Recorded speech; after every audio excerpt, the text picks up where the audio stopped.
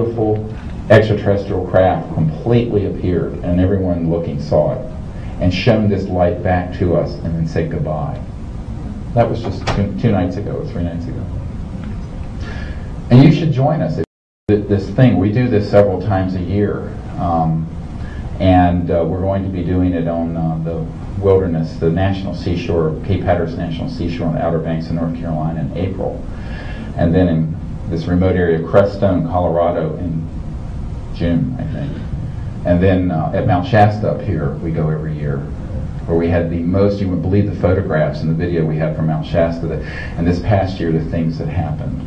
It's too much to even bear. I sat here for 40 hours. I couldn't begin to tell you 10% of what's happened. And so people say, how can that be? How, you know, they'll say, how many times have you seen these ET vehicles? Not the ARVs, because those buzz around sometimes too. And we know the difference between one of the alien reproduction vehicles that are made at Lockheed are so different from these others. They're not conscious like the ET craft are. The ET craft are themselves consciousness. They are conscious. They are conscious nano-bio machines. They're living conscious technology. It is not your granddad's Oldsmobile. Amazing stuff. Now, the key to this is really very simple. It sounds like a lot to people, but it's really all within you. Because the mind, whereby you're all awake at this moment, is the infinite being of all that there is. And so when you connect to that level of the conscious mind, the ability to see and to connect and to vector them to you and to interact becomes so simple. It's so simple. It is not a difficult thing to do. You know, there's a wonderful saying in the Sufi tradition, knowledge is a single point, but the foolish have multiplied it.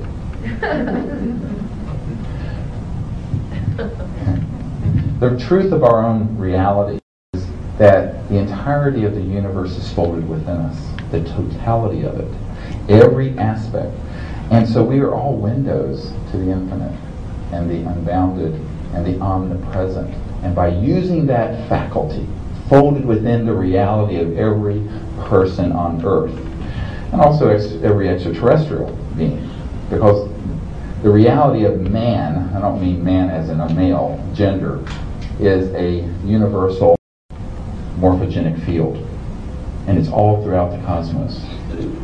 They all, you know, head, 2 arms, 2 legs. They may have very different appearances otherwise, but there is a universality of, like what Sheldrake talks about, the morphogenic field propagation, and that's what you find, and that's what we have found. Except we're dealing with civilization, multiple civilizations, dozens if not hundreds of them that we've seen, that are able to go through the crossing point of light, the resonance frequency of a crossing point of light, and go many times faster than the speed of light, because the speed of light is irrelevant, because you no longer are locked in the linear space-time cosmos.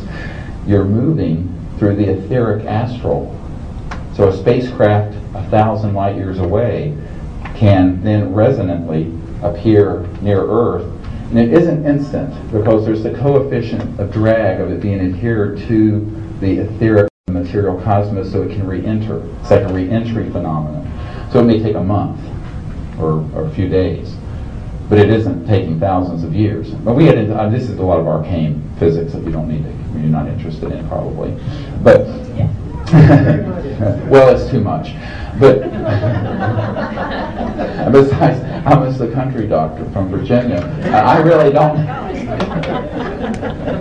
No, I have a good qualitative understanding of all these technologies, but I don't have a good, I mean, my wife hooks up the VCR and the DVD player. I mean, I just, what is this? And roll it through the window. I'm hopeless, useless.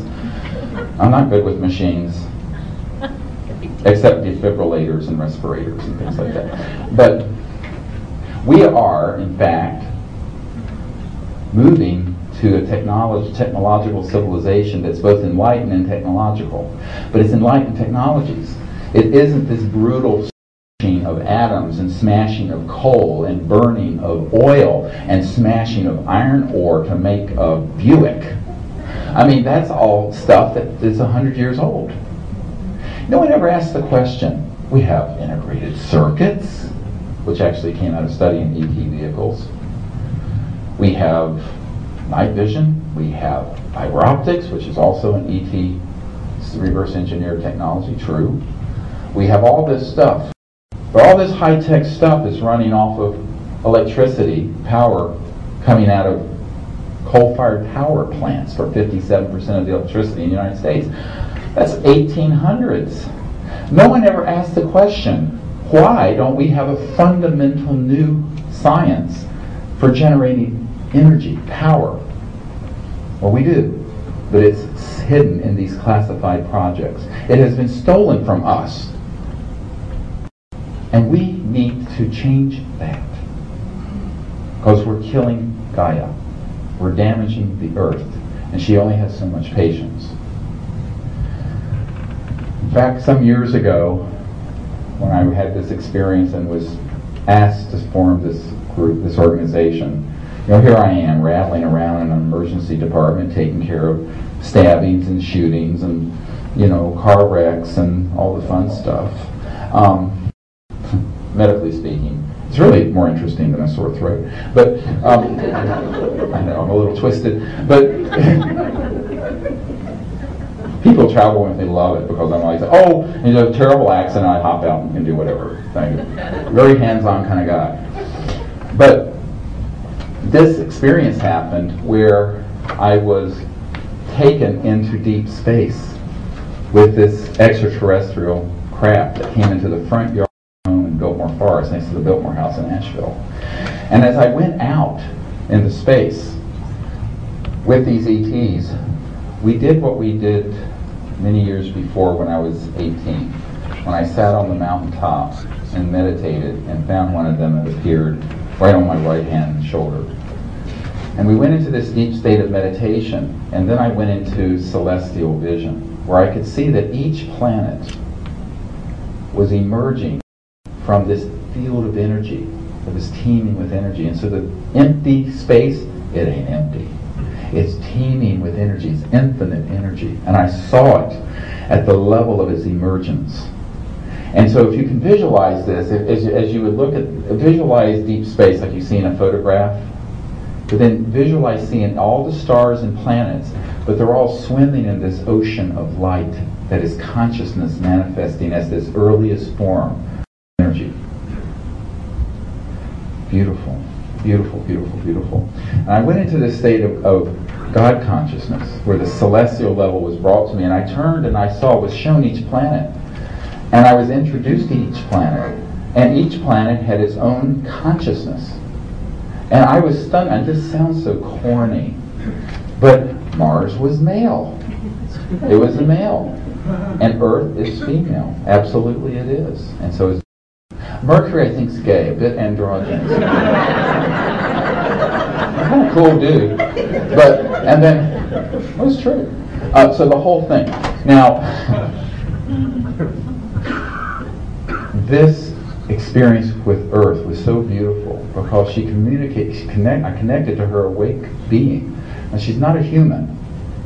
And she lives and has her operation according to the divine will and purpose, actually, to the cosmic mind. She is a handmaiden of the unbounded, just like Mars is a servant of the unbounded. Beautiful, and it's true. And the Earth, though, had this crushing love for us, but this sadness. But I connected with that, but then I became very aware of the deeper level, beyond the matter and beyond even the astral light and form. And I heard the tone. In every single planet, pure tone, a standing wave, resonance. Different one, I'm not musical as you can tell, but beautiful. I wish I was musical because I could recreate the pure tone, harmonic, of each celestial body. And I was introduced to each planet then at that causal level of the pure tone of the thought tone. That's what a mantra is, by the way. What is a mantra? It's the sound of a thought. That's all it is. So at that level, I heard the pure tone of that planetary body, and then that star, and then that star, and then all of them together And then I went into a state where